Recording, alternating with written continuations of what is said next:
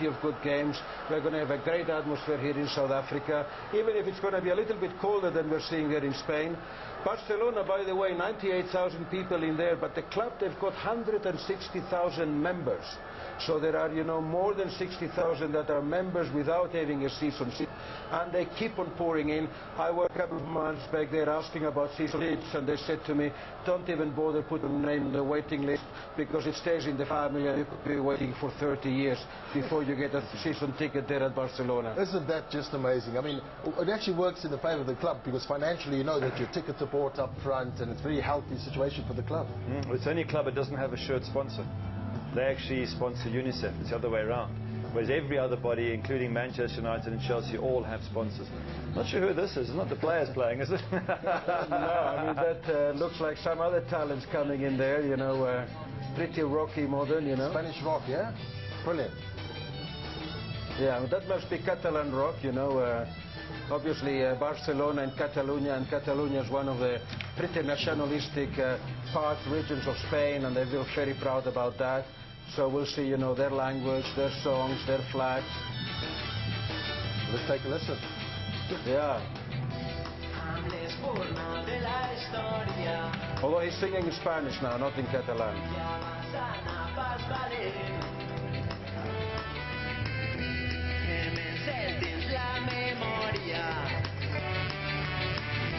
La flama d'un sentiment,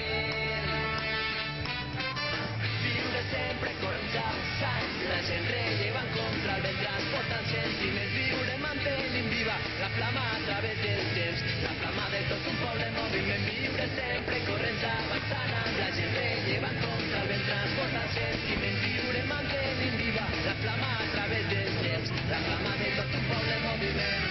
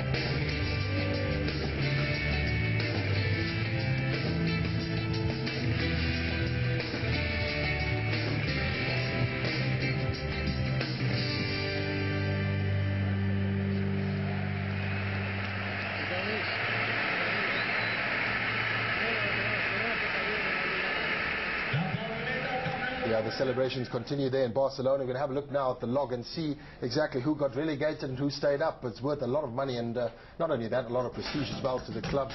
And we look at the top half of the table. Eventual winners there, FC Barcelona, 99 points, making history today, Joaquin. Making history, a goal difference of 74, I think a total of 98 goals. Real Madrid with a total of 102 goals. I mean, both teams have been doing extremely well. Barcelona only lost the one. Valencia and Sevilla in Champions next year, and Mallorca and Getafe. For me, you know, a real surprise seeing these two teams breaking into Europa League next year. Just looking at it, Kenny, as well, that the difference at the top there, what is it, 25-point difference from Real Madrid to Valencia.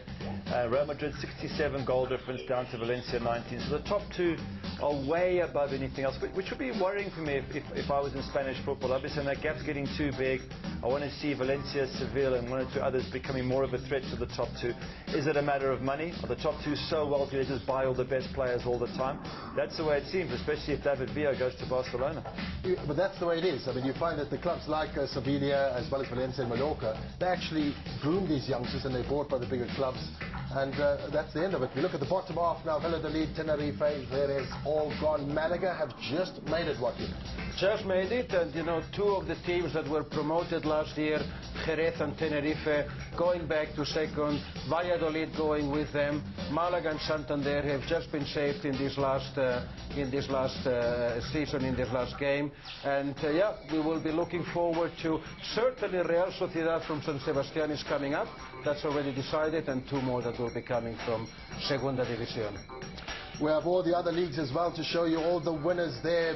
Barclays Premier League, Chelsea won it, Italian Serie A, Inter Milan, a special one indeed, and Spanish Liga FC, Barcelona, Bayern Munich there also winning that one there. They've still got Champions League as well, Olympique Marseille in the French League, in the Portuguese League, Benfica winning there in that league, and then in our league, of course, Supersport United, Gavin Hunt and the boys. 3 times in a row. It's been a fantastic season indeed for him, and maybe more to win there. He's done absolutely well, hasn't he, Gavin Hunt? Oh, brilliant, brilliant. I mean, given that he doesn't have the sort of resources that Sundowns have, for example, he's done fantastic. And I think it shows you, if you're a good solid coach, he's got his A licenses overseas, he plans his teams well, he puts them out and prepares them well, good players. And they also play as a team. If there's a Barcelona equivalent in terms of teamwork, I think it's Supersport United. Sundowns might be more the sort of Real Madrid, all the superstars, highly paid, but it's not always the best players, the most highly paid players are going to win you championships. It's often the team ethic, the grafting players. Obviously they can play as well, but that's absolutely crucial, that teamwork. Just elaborate on that, where he talks about how he actually manages his players. He seems to be a more one-on-one, where you find they're not really superstars, but collectively they go out and they do the job week in and week out. Well, there is no doubt that, you know, football is always been, it will continue being a team sport, not a